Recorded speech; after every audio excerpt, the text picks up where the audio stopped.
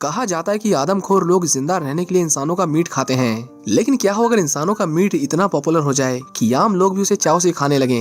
France की इस meat shop में कुछ ऐसा ही होता है। शहर के बीचों बीच एक साधारण सी मीट शॉप के बाहर सैकड़ों लोगों की भीड़ जमा होती है। इस शॉप का ओनर एक खास तरह का मीट बेचता है जो खाने में इतना लजीज है कि लोग उसके लिए मुंह मांगे पैसे देने को तैयार हैं। दिन बीतते गए, लेकिन ना लोगों की भीड़ कम हुई और ना ही उस मीट की पॉपुलैरिटी। मीट का स्वाद ऐसा था कि जिसने इसे टेस्ट किया वो कभी उसे भूल नहीं सका। एक दिन एक कस्टमर ने शॉप के मालिक विंसेंट से पूछ लिया कि ये मीट किसका है।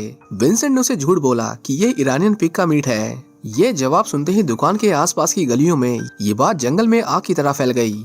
अब लोग और अधिक उत्सुक हो गए। दुकान पर भीड़ इतनी बढ़ गई कि सड़कों पर जाम लगने लगा। जो लोग कल तक अपनी दुकान को बस किसी तरह चलाने की कोशिश कर रहे थे वो आज लाखों में कमा रहे थे। दूसरी ओर बड़े मीट की फैक्ट्रीज इस दुकान की इंस्टेंट पॉपुलैरिटी के चलते बंद होने की कगार पर आ गई थीं। लेकिन ये हमेशा से नहीं था। कुछ हफ्ते पहले विंसेंट की शॉप पर मक्खी भी नहीं आती थी। ऊपर से देखने पर विंसेंट और उसकी वाइफ सोफी की लाइफ बहुत अच्छी चल रही थी, लेकिन सच्चाई तो ये थी कि उनकी शॉप पर मुश्किल से ही कोई कस्टमर आता था। विंसेंट मीट बेचने से पहले उसकी अच्छे से मसाज करता था। उसका मानना था कि इससे मीट का टेस्ट बढ़ता है, लेकिन उसके कस्टमर्स को ये बस झांसे के अलावा कुछ नहीं लगा। एक दिन कुछ एक्टिविस्ट उसकी शॉप पर अटैक कर देते हैं और सोफी के ऊपर जानवर का खून फेंक कर विंसेंट को बहुत पीटते हैं। कुछ लोग होते हैं जिन्हें मीट खाने वाले और मीट बेचने वालों से बहुत नफरत होती है। ऐसे लोगों को वीगन कहा जाता है। ये वीगन एक्टिविस्ट अक्सर विंसेंट की शॉप पर हमला करके तोड़फोड़ करते थे, जिससे विंसेंट की ठप पड़ी दुकान कर्जे में डूबती जा रही थी। एक दिन ये कपल अपने दोस्त मार्क और स्टेफनी के घर जाते हैं। विंसेंट की तरह मार्क भी मीट के बिजनेस में था, लेकिन उसकी हालत विंसेंट जैसी नहीं थी। उसकी एक शॉप थी जो बहुत अच्छे से चल रही थी। मार्क को जब पता चलता है कि विंसेंट की शॉप पर वीगन एक्टिविस्ट ने अटैक किया है तो वो उसे एक राइफल गिफ्ट करता है और कहता है कि जब तक तुम अपनी शॉप की सिक्योरिटी नहीं बढ़ा लेते तब तक इसे अपने पास रखो। वो एक्टिविस्ट अगली बार हमला करने से पहले 10 बार सोचेंगे। पैसों की कमी के चलते सोफी और विंसेंट के बीच में दूरियां बढ़ती जा रही थीं। यहाँ तक कि सोफी उसे डिवोर्स तक लेने के लिए कहती है, लेकिन विंसेंट उसे ठंडे दिमाग से काम लेने के लिए कहता है। इसी बीच उसकी नजर एक वीगन एक्टिविस्ट पर पड़ती है जिसने उसकी शॉप पर अटैक किया था। उसे सबक सिखाने के लिए विंसेंट उसे टक्कर मारकर गिराना चाहता था, लेकिन जैसे ही वो अपनी कार रिवर्स में लेता है वो एक्टिविस्ट गलती से उसकी कार के नीचे दबकर मारा जाता है। विंसेंट मदद के लिए पुलिस को फोन करने वाला था, पर सोफी उसे ऐसा करने से रोक लेती है क्योंकि उन्होंने मर्डर किया था और कोई उनकी बात पर भरोसा नहीं करता। सोफी को आइडिया आया कि क्यों ना वो उसे काट कर उसके टुकड़ों को अलग अलग जगह फेंक दें। उसने ये एक सीरियल किलर को देखकर सीखा था। यहाँ तक कि वो उसे पिग के मीट के साथ मिक्स करके बेचने का भी सोचती है, लेकिन विंसेंट उसे ऐसा करने से मना कर देता है। वो उसकी लाश को अपनी शॉप में लाते हैं और उसे ठिकाने लगाने के लिए विंसेंट उसकी बॉडी को छोटे छोटे पीसेस में काटने लगता है। इसी बीच एक कान कटकर नीचे गिर जाता है जिसे उसका डॉग तुरंत खा लेता है। घंटों तक उसे पीसने और काटने के बाद विंसेंट की आंख लग जाती है और वो सो जाता है। अगली सुबह वो लेट उठता है, पर जब उसकी नजर टेबल पर पड़ती है तो वहाँ उसका ग्राइंड किया हुआ मीट नहीं था। वो बहुत घबरा जाता है। इससे पहले वो कुछ और सोच पाता, एक कस्टमर उसकी शॉप पर आती है और उससे वही मीट मांगती है जो वो कुछ देर पहले खरीद कर ले गई थी। पता चलता है कि सोफी ने गलती से उसे पिग के मीट की जगह उसे इंसान का मीट बेच दिया था, जो उस औरत को बहुत पसंद आया। विंसेंट उसे उस मीट को खरीदने से मना करता है, पर वो औरत उसका स्वाद भूल ही नहीं पा रही थी। इस बात से अनजान कि वो इंसान का मीट है, सोफी भी विंसेंट से उसे बेचने के लिए जिद बहस करने लगती है, जिसके बाद विंसेंट को वो बेचना पड़ता है। उसके यूनिक टेस्ट के पीछे की सच्चाई छुपाने के लिए विंसेंट को झूठ बोलना पड़ता है कि ये ईरानियन पिग का मीट है, जिसे दुनिया में बहुत कम लोग ही तैयार कर पाते हैं। कस्टमर के जाने के बाद विंसेंट सोफी को बताता है कि उन्होंने अभी भी इंसान के मीट को बेचा है। ये सुनकर सोफी को बिल्कुल भी अजीब नहीं लगता। इनफैक्ट उसे तो लगा कि ये उस डेड बॉडी को ठिकाने लगाने का सबसे बेस्ट तरीका है। विंसेंट को लगा कि उसका दिमाग खराब हो गया है। वो उस मीट को फेंकने जाता है, पर तभी वहाँ एक और आदमी आता है और उसे भी वही ईरानियन पोर्क चाहिए था जो कुछ देर पहले वो औरत लेकर गई थी। धीरे धीरे वो डेड बॉडी ईरानियन मीट के नाम से फेमस हो गई और उन दोनों ने उसे बेचकर ढेर सारा पैसा कमाया। विंसेंट को फिर भी समझ नहीं आता कि इसमें ऐसा क्या है कि लोग इसे इतना पसंद करते हैं। एक रात वो खुद उसे ट्राई करता है और उसे रियलाइज होता है कि ये उसकी लाइफ का सबसे बेस्ट मीट था। सोफी कहती है कि जिसे हमने मारा वो वीगन था। ये लोग मीट या जानवरों से बनी चीजें नहीं खाते, शायद इसलिए उसका मीट इतना टेस्टी था। वो कहती है कि क्यों ना हम इन वीगन लोगों को मारकर उनका मीट अपनी दुकान में बेचें।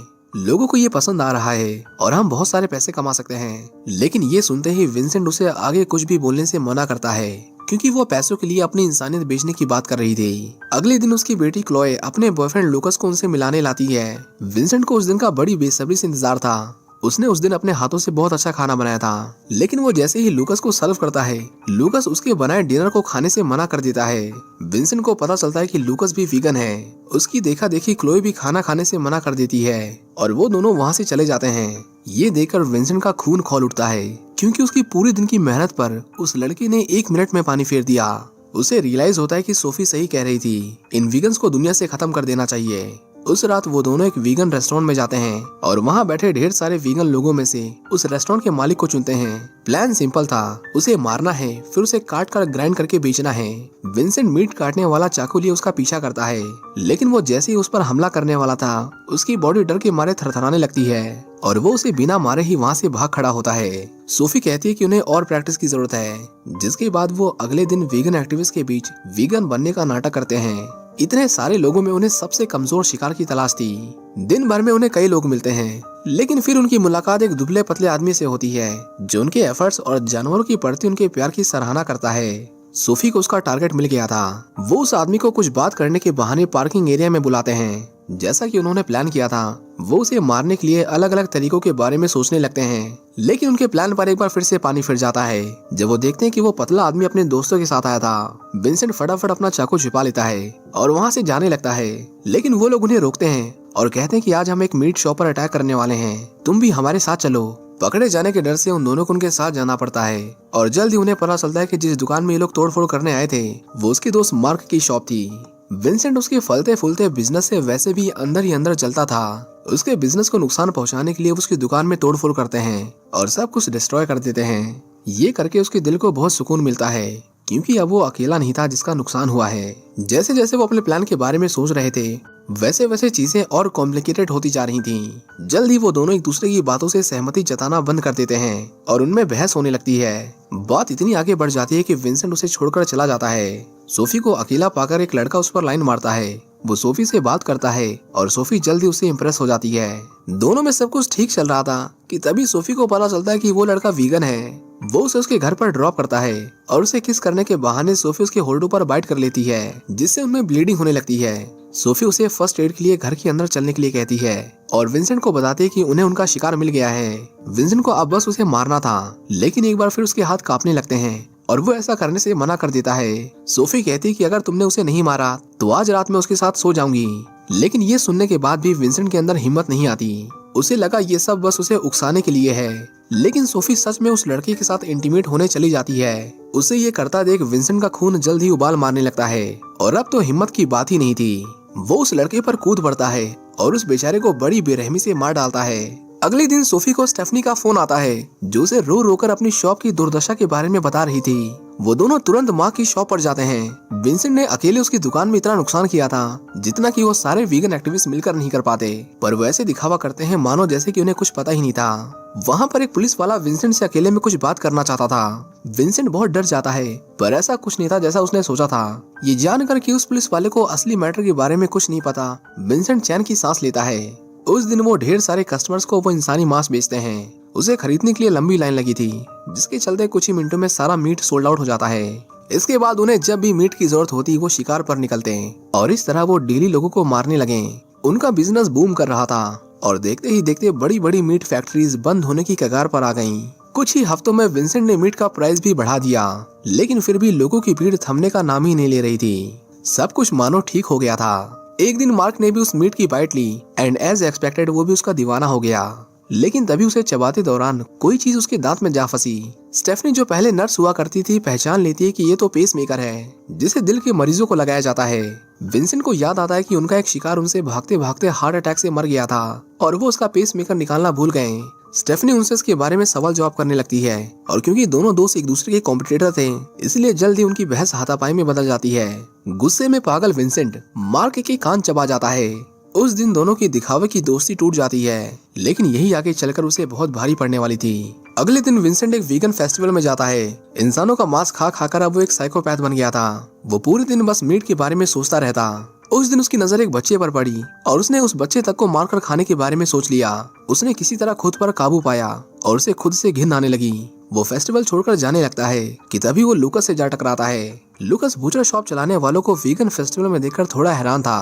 तभी वो वीगन लोगों के मर्डर के बारे में बात छेड़ देता है। शहर में वीगन्स की मौतें इतनी कॉमन हो गई थी कि लूकस को लगने लगा कि इन मौतों के पीछे बुचर शॉप्स का हाथ है। ये सुनकर विंसेंट की लूकस के साथ बहसाबाजी हो जाती है। वो कहने लगता है कि तुम्हें क्या लगता है कि सारे गलत काम हम बुचर से करते हैं। एक आदमी वहाँ बैठा उनकी बातें सुन रहा था और ये वही था जिसके साथ मिलकर विंसेंट ने मार्क की दुकान तोड़ी थी। उसे बहुत गुस्सा आता है जब उसे पता चलता है कि विंसेंट ने वीगन होने का नाटक किया। ठीक उसी रात जब विंसेंट मीट को ग्राइंड कर रहा था तभी उसके दरवाजे पर कोई दस्तक देता है। विंसेंट देखता है कि ये तो पुलिस वाला है। वो डर के मारे उसे अंदर नहीं आने देता और उसका ध्यान भटकाने की कोशिश करता है। तभी उसकी नजर अपने डॉग पर पड़ती है जो अपने मुंह में ह्यूमन हैंड लिए दरवाजे की ओर आ रहा था। विंसेंट उसे दूर भगा देता है और उस रात वो पकड़े जाने से बाल बाल बचता है।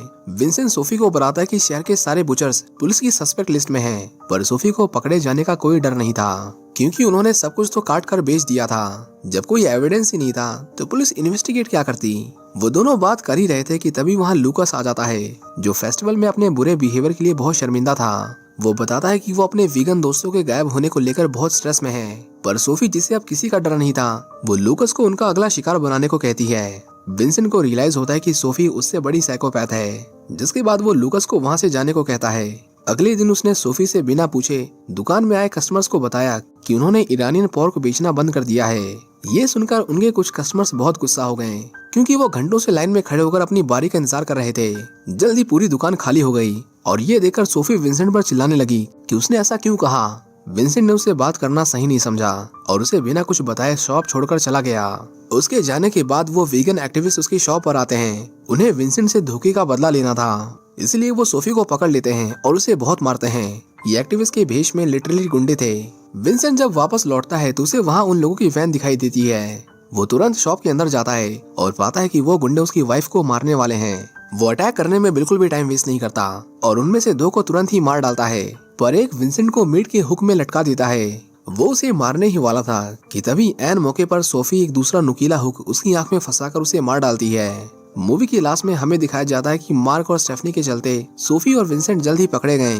उन दोनों ने ही सबसे पहले उनके अजीब बिहेवियर के लिए पुलिस को रिपोर्ट किया था, जो आगे चलकर उनके खिलाफ एक बहुत बड़ा एविडेंस साबित हुआ।